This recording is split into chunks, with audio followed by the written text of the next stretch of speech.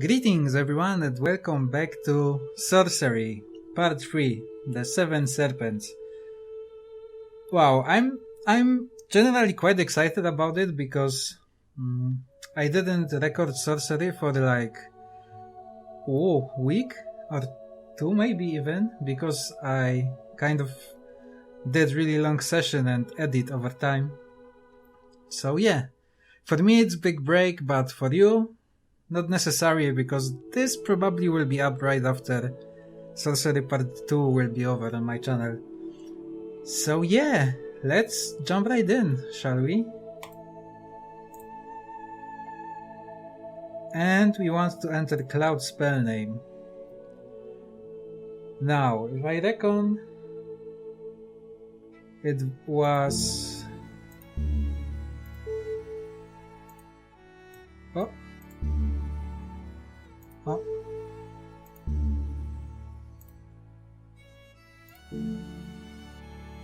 Vadasa. I believe that it's right. You saved Kare from the Marsh Goblins. Become a follower of Kurga and uncover Vic's plot to overthrow the council. 19 stamina, 4 gold, 0 rations. Well, that sounds just like my let's play, so I assume I didn't do mistake. Night falls on this, the 8th day of your journey from Analand. To the east, mighty mountains claw at the stars. You stand on the edge of Badubak, a wild and desolate place. Beyond lies Mapang Fortress, the Archmage, and the Crown of the Kings. The path has been long. Leaving the hills, you journey into Kare and save it from destruction by goblins. You lost your spirit guide on its streets, becoming a follower of Kurga, the god of Greece. You were captured by slavers and you braved the deadly portal traps of the city. Ancient cruel magic designed to trap the unwary. The Baklands are different. But the plies of Badubak will be different. Once, long ago, this land thrived, prospering in the warm shadow of the fortress of sorcerers. Hide in the Zazon's peaks, then sometimes changed. They say the last refugee to reach Kare declared it only. They are all gone. The north gate was sealed and the Baklands left to die. Now the gates stand open. They whisper that the land beyond the gates is cursed. No one from the young country of Analand has ever crossed this wilderness before. You will be the first. The old world is counting on you, but already you have no food and little gold. This stage of your journey will be punishing, but you cannot turn back.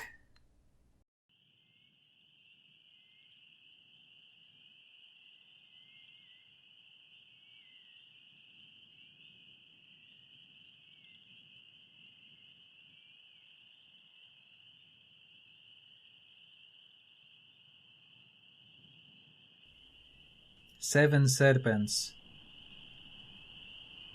Oh my. Now let's check the... What is this?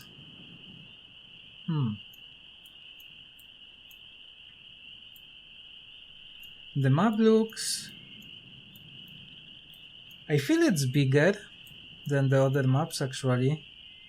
Kakabat. But check this out. What is this? Like clouds thing. Huh. This is... Check. Can you guys see it? It shows there is water when the finger glows. Holy crap, what is this? I'm sure we're gonna find out on our adventure. I think someone mentioned that this land's day and night cycle is like not the same as everyone else, so maybe this represents night and day, but at day and at night the world looks different, so that should be interesting. Okay.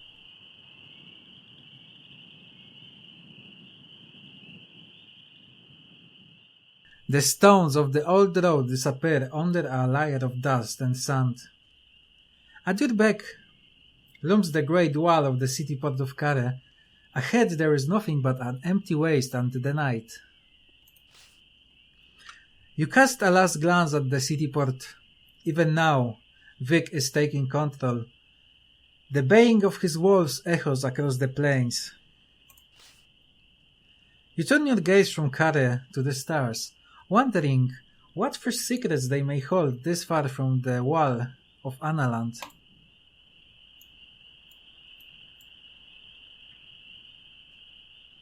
Every step along the broken road takes you further from safety and into the unknown. Something, Kurga perhaps, sets your sense tingling. You are not alone out here. Is that the screech of a bird you hear, or a distant scream? Well, I did learn in Kare one thing, that everything can take my health in the most unexpected way. So, can we cast a spell of some sort?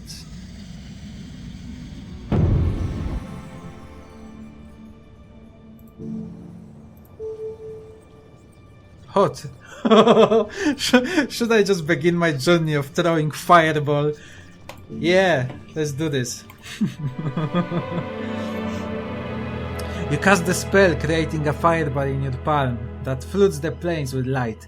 In reply, you hear a great screech. Something has spotted you. There is the sound of the rushing wings. A moment later, a ferocious nighthawk has plunged from the sky. Talons out screech for your neck. So where did my fireball go exactly? Did I made my fireball to light my way? Really? Oh, there is option. Hurl the fireball at the nighthawk. You turn and fling the fireball into the nighthawk's belly. The bird explodes into a cloud of feathers. You step away from the fallen creature, but there is no time to rest. Two more of the creatures overhead shriek and start their dive. I don't really want to fight them. I like to using my magic to outcome every situation I can. You spread your arms wide, ready to summon the power of the stars, but then, quite suddenly, the nighthawks break formation. Something else is shimmering into visibility in their very midst.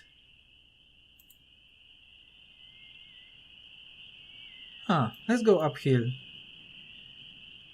You move up to the higher ground, while behind you the strangers of the battles ensues. The wing of one nighthawk snaps upwards like a broken branch. A second is ripped into feathers by invisible claws. The remaining birds scatter. There is nothing left but your mysterious savior. You step forward and call out your thanks to the invisible creature. There is a rush of air just in front of you. Whatever it is, it has landed. You hear the movement of unseen, feathered wings, and then, at least you understand. This creature is a golden eagle from the king's own area in Analand. You step back and watch it. The creature slowly becoming visible. Since you have recognized it, it tilts its beak. Let's bow. You bow your head to the eagle. It opens its beak in reply and something falls to the ground. It is a message cylinder. Whatever it contains must be of vital importance, or the king would not have risked revealing your location like this to deliver it. You reach down and pick up the tube. Inside are 10 gold pieces. Thank you, and roll it parchment, sealed with a royal seal of the king of Analand. We trust those kiddings each you in fair health. Okay, this will be hard to read, but must warn you of impending peril. Your mission is discovered. The Mapang's ace have spied our plan, and word is on its way to the Dark Fortress. Too late we discover our unwelcome elders of Pearl, and news of your quest is being carried towards the High Xamen? By 7 serpents, the Archmages. The Archmage's most trusted servants. By now they will have reached the Baklands, and here they will the White to complete their journey separately. If you are still able, seek them out, for they must stop to rest and eat. Destroy the creatures before they reach their goal, else the Archmage will prepare a deadly welcome for you. Find Shodrak, the Hermit, for advice. For now, move us through the Baklands without his knowledge. Our herds are with you. Okay, I totally butchered this, like really badly, but I hope I will have this in my own notes. You look up, but the gold crest eagle has already rendered itself invisible once more. You feel the rush of air as its great wings lift it from the ground. Then you're alone. Should we destroy the message? Let's destroy the message. You tear the note into shreds and toss them to the wind. You will not quickly forget what it said. It would seem the Baklands are not as deserted as you had supposed. You must find those 7 serpents and destroy them, or your journey will be for nothing. Okay, I see. So there is from where the title of this part comes. 2 new clues.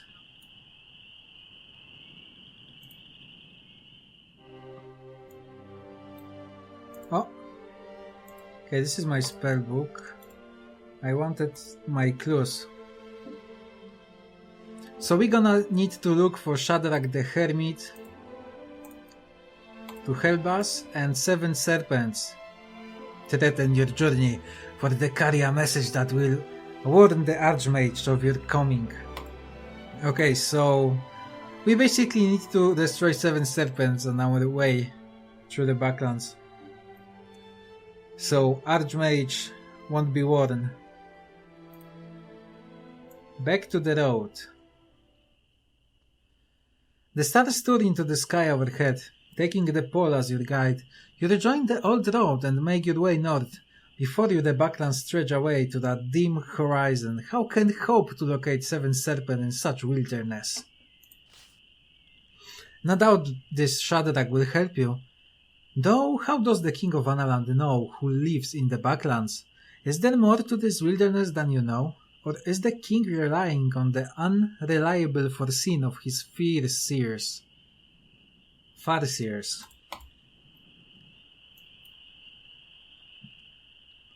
After about half an hour, you see a deep black line across the earth up ahead, and catch your step just in time.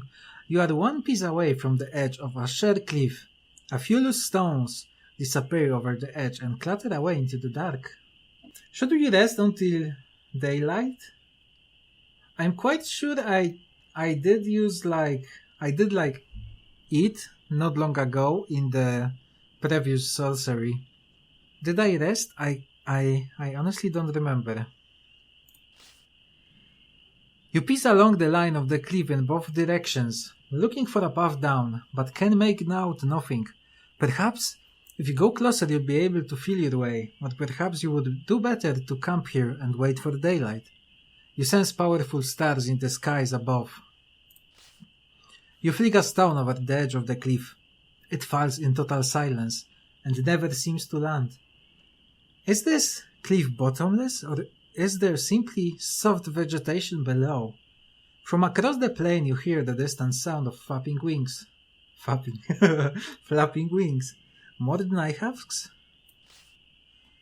You look back across the dark plains and see flashing clouds and talons ripping against the stars. Then something happens. The birds are screaming, wailing, breaking formation. A figure moves in the darkness beneath. You try to make out more through the darkness, but though you recognize the figure, you cannot place him. Who could it be? Could it be Thomas? No, I think we let Thomas sink in the river of Kare and some other slaves. I'm sorry. It happens, I had to get out. What follows is rage of feeders, of birds locked and compact, but suddenly the whole scene is gone. The plains and skies are empty once more. There is something very strange about this place. The wind skims over the stones by the edge of a cliff, rolling them like a dice. You stride to the cliff edge and lean out. The drop is considerable. The bottom of the cliff is lost in darkness, but after a moment your eyes pick up out a series of regular carved edges in the face of the cliff. A freak of geology, or a staircase. It is impossible to be certain. Okay, I think the best option for me here will be rest until daylight. You shiver and pull your cloak about yourself. The hour is late enough already. You will rest here, though there is no shelter, and continue in the light. Lying your pack down by the cliff edge, you try to settle despite the cold, at least you have eaten once already today. So, you do not need to eat again to avoid hunger. Okay, I will need to eat once a day to avoid hunger, but out here food will be hard to come by. Okay, I better remember that. Close my eyes. You close your eyes and let your tiredness overtake you. The silence is loud in your ears. Slowly you are understanding the true loneliness of this place. The bustle and chatter of cars seem a forgotten dream. The long night is filled with visions. A boy sits on the throne of skulls and swords, wearing a crown carved from solid bone. He seems not to notice you, but plays with carved model figurines of goblins, trolls, and demons, playing out a war, though he looks bothered by it. And even while you sleep, you know the serpents are moving towards Mapang, and every day you spend out here is a day in which your journey might be discovered. Okay, it sounds like we have sort of time limit here. Oh, this is new. Edge of Cliff, Day 1. During the past day you joined considerable 10 gold and found 2 new clues. Oh, the music is really nice. Morning brings cold, clear light. You wake and find yourself bare inches from the edge of the cliff itself. A good thing you did not roll in the night. Oh man, that would be that would be awful death for hero. Okay, so I am quite sure there was some sort of spell which could help you with this. And levitation or floating, I think. Force field, no. Fall, float in air, 1 stamina. You cast the spell, lightening your body weight to a mere fraction of normal. In the far distance birds swell and turn above the landscape ahead. You stride towards the cliff edge, putting all your faith in your magic. Then, without waiting another heartbeat, you go over. You have found 1 new clue? I guess that's from the dream, perhaps? You drift gently down the side of the mountain. About halfway down, you pass by a cave mouth. A thick shrub reaches for the light from inside. You reach out and catch the shrub, then gently guide yourself into the mouth of the cave.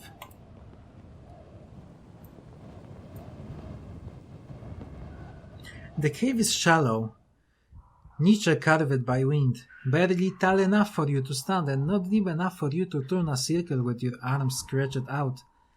The far wall is a stack of tumbled stone. In the far corner lies a pile of dust that looks like it might have something underneath. Oh, indoors. Oh, there are some...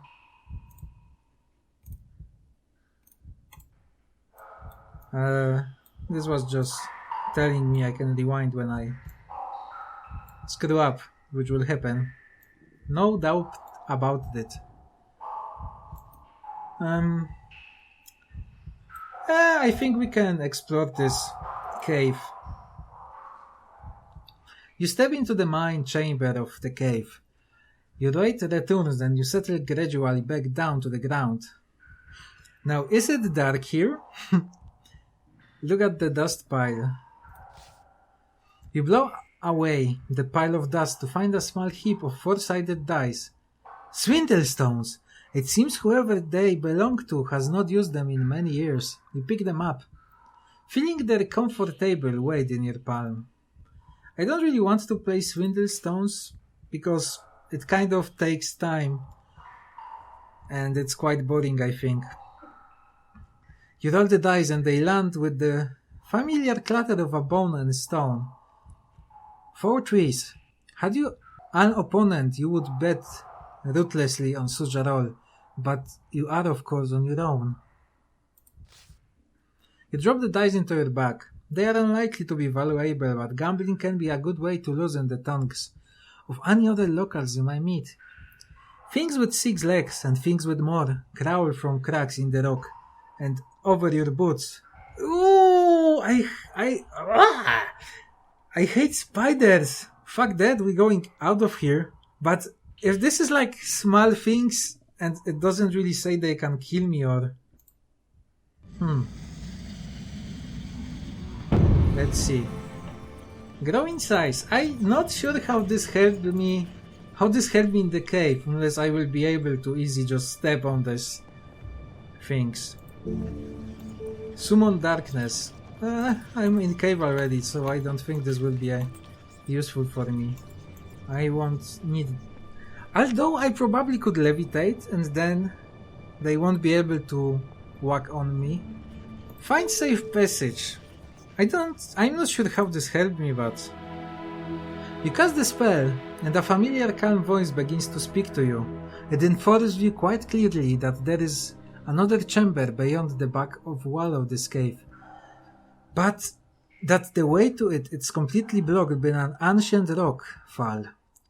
Its message delivered, the voice fades. You look around the cave, sunlight from the cave mouth glints off drilled holes in the stone. Perhaps this place was once inhabited and its walls fitted with pegs and hooks. A snake sitters out of a crack in the back of wall cave. Ignoring a snake doesn't sound like a good idea. And all snakes I seen in this game so far were huge motherfuckers and they could bite my leg off if they want to. So I'm gonna ignore it because I'm stupid and hope maybe nothing bad happened to me. You let it go. This is hardly one of the 7 serpents. It disappears into another crack in the stone. Oh, holy crap, I actually did a good decision here.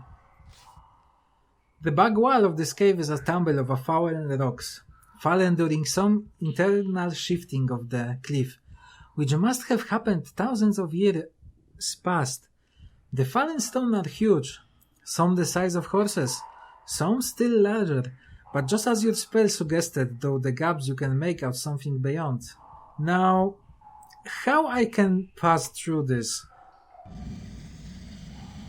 I could try to move the stones, but taking to count its size, I don't think this will be... Open locks and doors. No, this won't help me. Big. Now this might help me in this situation, unless I crack my neck off on the ceiling of the cave. Let's try it. Looking to the stars, you craft the magic. For a moment it seems nothing will happen, then suddenly you begin to grow. They're 3 times your normal size. You can now barely fit into this space at all. Using your increased size and strength, you begin to clear the rock fall out the back of the cave. You cannot shift all the boulders, but you clear enough space to squeeze through, or at least you will be able to squeeze through once your spell fades once more. Wait to shrink.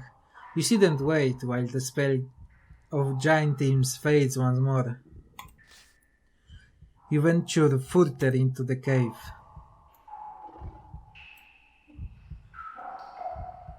The back of the cave is heavy, with dust and dirt. You can barely see a thing so far from the mouth. The ground is covered in a crystal shards. It seems something was here, once, but the rockfall has destroyed it utterly. You lift one of the shards. It is as long as your thumb and wicked sharp with a smooth curve on one face. This is part of an orb of crystal, but it must have been destroyed when the ceiling collapsed. A great loss. Such orbs are most rare. Yeah, there is spell which creates light. No doubt no doubt about it. Sun? Yes, and it doesn't require any stamina, which is great. You bind the starlight into shape around you, and the sun jewel in your park begins to pulse and thorp with a brilliant, blinding light. The light from the gem fills the small space, picking out the glyphs and symbols that cover the walls. Near the bottom, almost at the floor, is a square area which has been carved with a great care and precision. It contains a few lines of text, still legible after all those years. The moon rises in the mountains and falls in the fire of dawn. The ferryman has an air of deceit. Only time can destroy time. Look for a water in deep water. Good luck, my love. The moon rises in the mountains and falls in the fire of dawn. So is this weird, like, this thing we've seen happening on the map, like day and night cycle, just messed up by some kind of magic, perhaps? You look near the ceiling. There are a few carvings high up, presumably because the cavern herself was not especially tall. Those you can see are strange and indecipherable. Indecipherable? This word! The spell fizzles out and your gem falls dark once more. I mean, no one ever said this thing have some amount of uses, so you wave the enchantment until the sun gem will start to give off a magical white glow. The light from the gem fills the small place. You head over to the back of the cave and trust the symbols you can see through the dust. Grime, but nothing of any significance stands out to your eyes. Use the moment of light to look around the carvings of the cave walls once more, but most have worn away over the centuries, or been drilled out by the rips of water and dust and dirt. Okay, we was here already, so you leave your attention to the walls of this part of the cave, but although you can feel makings and grooves, you cannot make out of their forms in their near total darkness. Okay, I think you can leave the cave. As you head for the exit, your boot strikes something and you reach down to pick it up.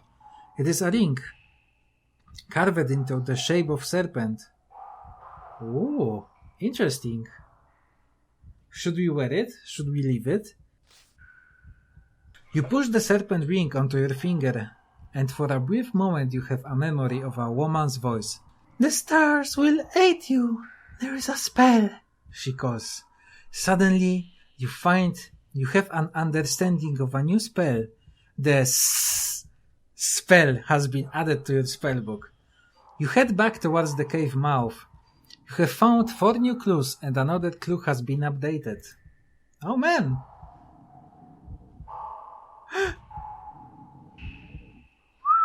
What was that? Did you see that?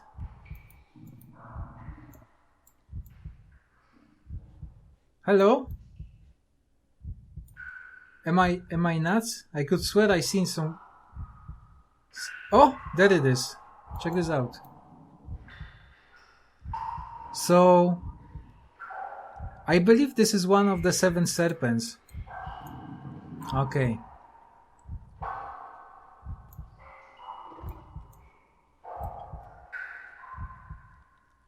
You return to the main area of the cave. A small hole in the rubble at the back of the cave is left where you crawled through.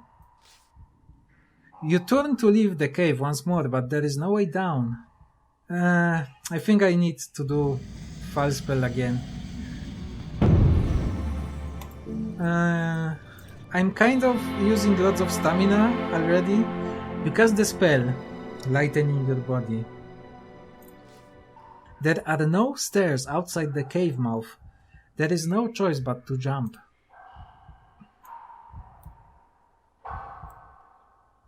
You jump and drift gently down to the valley floor. Your weight returns and you settle gradually back down to the ground. The foot of the cliff is punctuated by little holes, perhaps the warren of hill foxes, or whatever equivalent inhabits those barren wastes. In the near distance outside the cave you can see a stone tower, the only stone structure in the whole barren landscape. You gaze above soaring arc of the cliff, barren rock dusted by what little scrap can cling into its sides. It is as if some great cloud hand had scooped out the earth. You can just make out the cave mouth you saw earlier halfway up. It appears quite unreachable. Hey! This, then, is the plain of Badubak, an endless expanse of dust, broken only by the thin outline of an ancient road. No one from Analand has been here. No one even knows what happened to this place.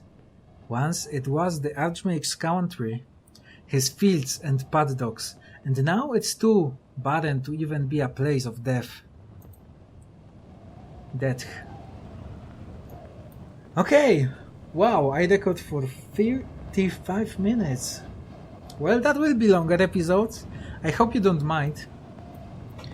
I'm gonna try... it will depend of the progress I'm gonna do, so I think episodes will be between 15 minutes to 30 minutes perhaps. If you want, you can let me know what kind of length you would like. I maybe would have idea how short I should keep them or how long. So yeah, thanks for watching. I hope you are excited as well for this series, because there is lots to come. I am actually a bit scared because wow, look at all these places we have to explore. And maybe it just looks that badly. Maybe it won't be that long. Man, the buildings just disappear in the... See? It's ruins in the day, and assuming this is day and night. And at the night you can see the thing. Okay, so yeah, thanks for watching, and I'm gonna see you in the next episode very soon. See ya!